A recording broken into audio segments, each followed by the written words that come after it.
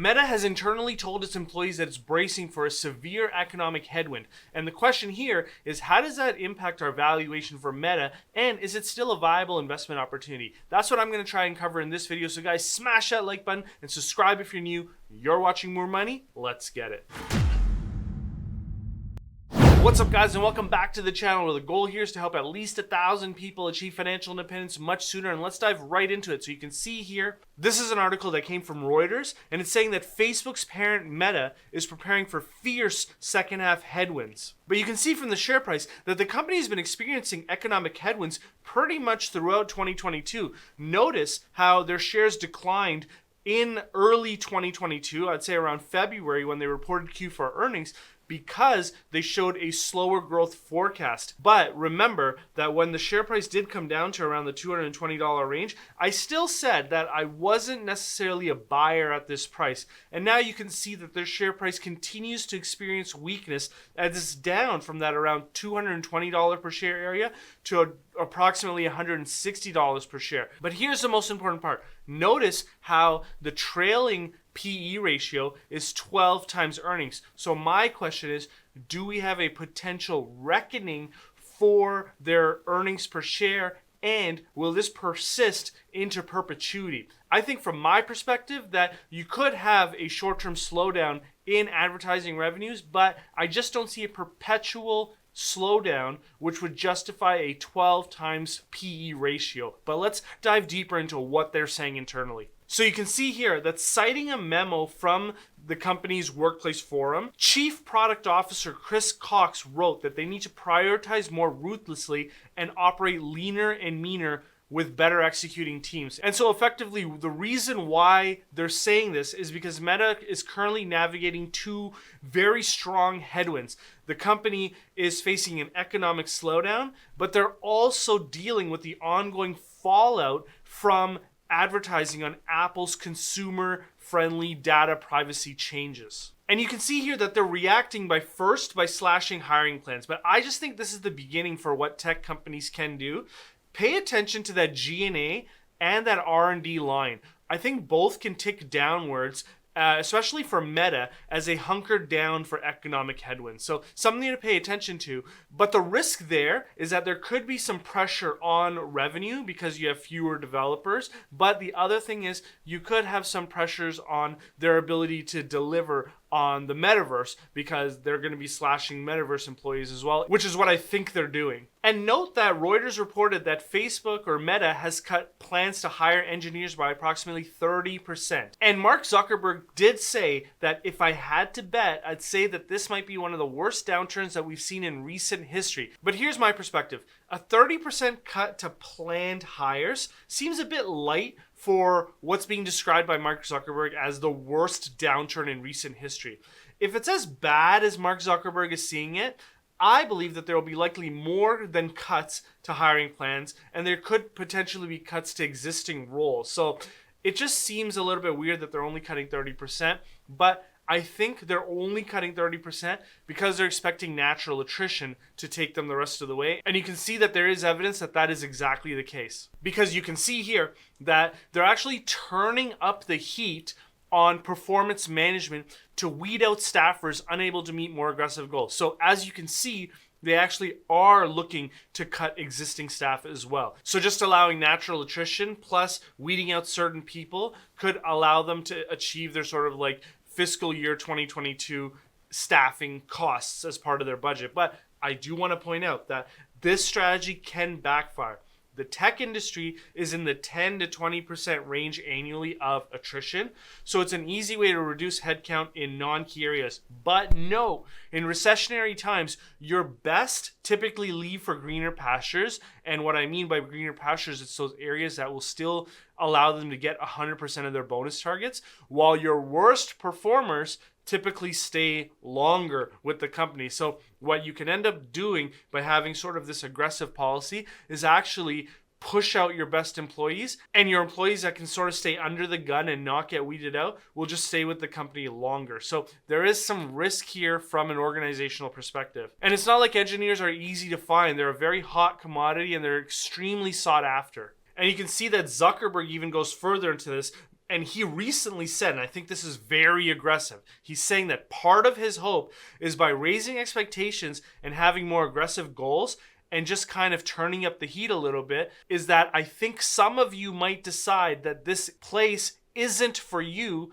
and that self-selection is okay with me. Now, I do want to take a step back.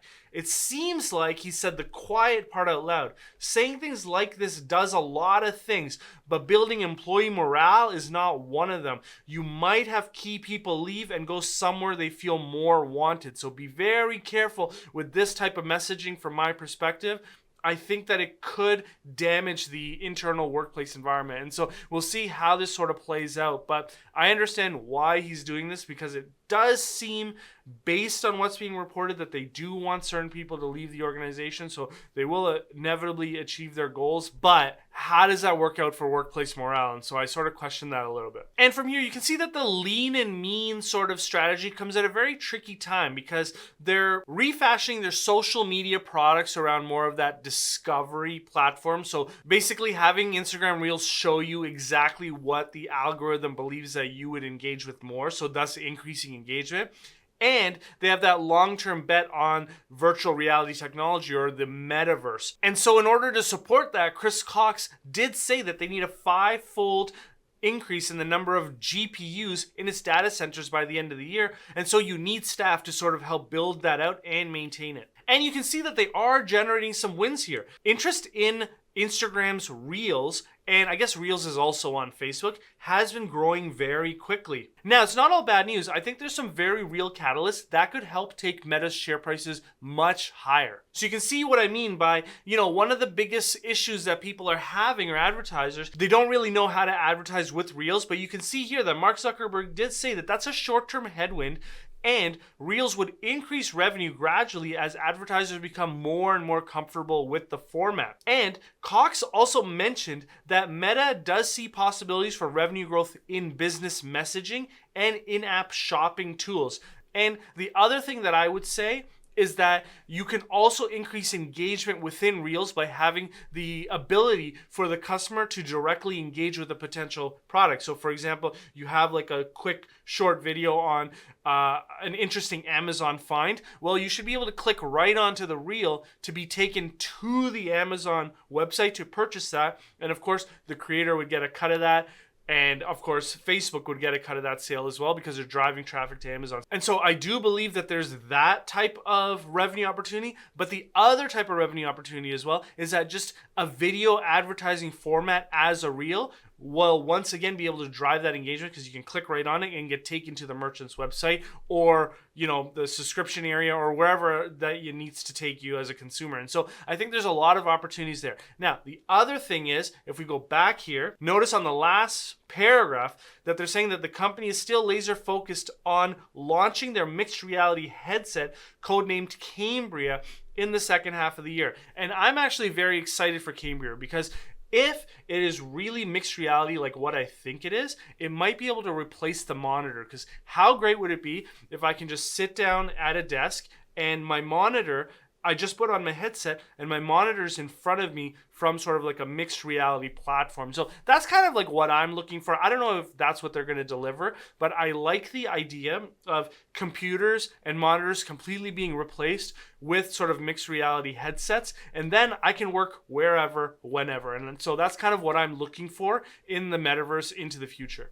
Now, the question is, with all this bad news and potential catalysts, what exactly does the valuation look like? And I'll be honest with you guys, I haven't really changed the valuation. I still think the story is the same. So you can see here that I believe that on a free cash flow per share basis, I believe that the company's cheap, but I can see it trading under $150 per share as the headwinds continue to resonate throughout the industry. But I will say that I do believe that my valuation is on the low end, and here's why.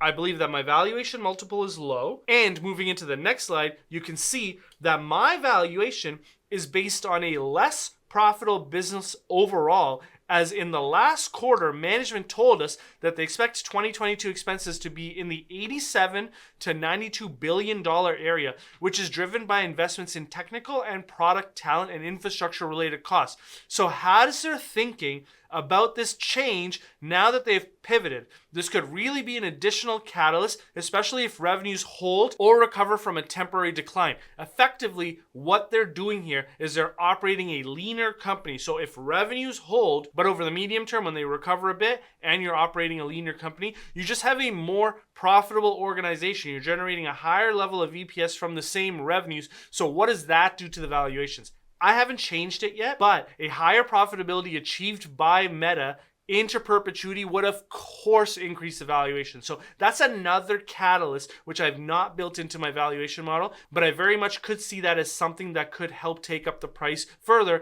if they continue to operate in that fashion and the market starts believing in it. Now, how do you get access to the model? Well, you can see here that you can access the models, all of the models that I provide, including Facebook, at the lower tier of the Patreon. The other thing that I would mention is I don't really advertise this a lot, but every month I provide an epic live presentation, and my best work is reserved for this call, diving into some very interesting opportunities. And you can get that at the higher tier of the Patreon. And like I always say, there's never any risk to you, because no matter what tier you decide to subscribe on, if you decide after trying it out for 1 month that it's not for you, don't just unsubscribe. Message me in the app and say, hey, Tay, I tried it out. It's not for me. No problem. I'll fully refund 100% of what you paid so that there's no risk to you. Now, the other thing that I do want to mention to you guys is that Michael Burry is using Meta as sort of like his stagflation proof security. And I went into that in this video right here.